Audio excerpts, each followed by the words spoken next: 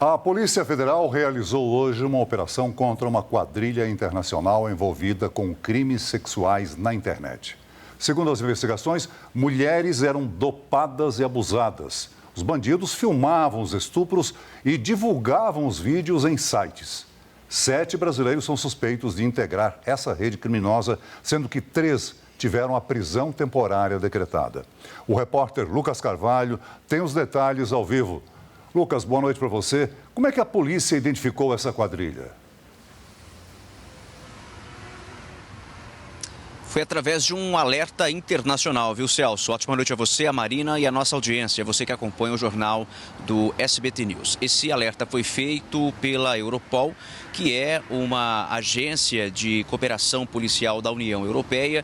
Em 2025, essa agência identificou, através de um padrão muito comum de mensagens que eram trocadas em grupos de conversas, sobre essa quadrilha que dopava mulheres, fazia os abusos sexuais. Depois, esse conteúdo, esses vídeos, eles eram compartilhados. Então, a partir desse alerta internacional, que envolve pelo menos 20 países, incluindo o Brasil, é que essa investigação foi ganhando força.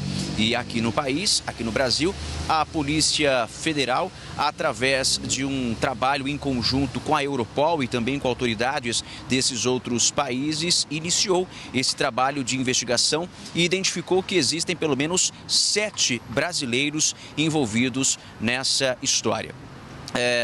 O que eles faziam, Celso, Marina e quem nos acompanha? As mulheres, elas eram dopadas, depois eram estupradas e esses vídeos, essas imagens eram compartilhadas.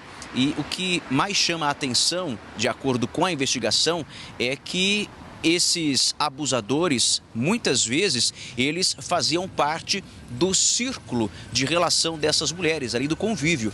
Existem casos, inclusive, de parceiros envolvidos nessa trama absurda. Então, a polícia fez ali hoje essa operação, 3 mandados de prisão temporárias, prisões temporárias que foram expedidos. Esses mandados foram cumpridos, na verdade, esses mandados. Então a polícia conseguiu prender esses 3 homens envolvidos nessa história. É o início aí da investigação, né? Na verdade, a investigação começou em 2025, mas agora, nessa fase de colocar em prática, a polícia conseguiu prender 3, um deles aqui na cidade de São Paulo. Existem também outros mandados, outros 7 mandados de busca e apreensão que foram cumpridos não apenas em São Paulo, mas também no Ceará, no Pará, Santa Catarina e Bahia. O que a investigação conseguiu detectar e perceber é que nessa troca de conversas, os envolvidos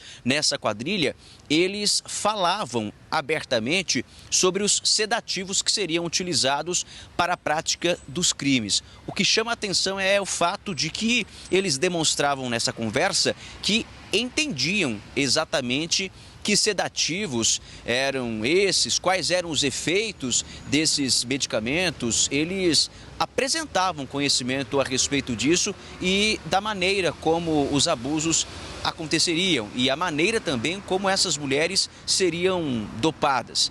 E muitas dessas mulheres, elas sequer sabiam que estavam sendo vítimas de abusos sexuais, porque, como eu disse, e esse é um ponto extremamente importante também da investigação, grande parte dos abusadores fazia parte do vínculo dessas vítimas, ou seja, eram homens que tinham a confiança dessas mulheres, mas na verdade elas estavam sendo enganadas, na verdade elas estavam sendo dopadas, sedadas, abusadas, vítimas de um crime terrível.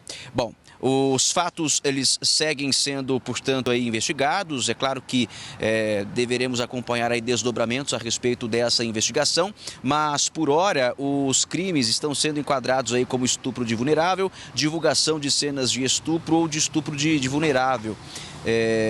São alguns dos crimes enquadrados nesse caso da investigação, nessa etapa da investigação. Nós vamos acompanhar agora mais detalhes a respeito desse trabalho importante, a respeito dessa operação que foi deflagrada hoje. Vamos acompanhar o que disse um dos delegados responsáveis por essa investigação aqui no Brasil. Vamos acompanhar o que ele disse. É um crime de extrema repulsa em que a maioria das vítimas pertence ao círculo íntimo de convívio dos autores. Por isso, ao cuidado do sigilo, para que não haja a revitimização das vítimas e das possíveis vítimas que serão descobertas no decorrer da investigação. Doutora, a gente está falando de irmãs, esposas, são pessoas assim da família desses alvos?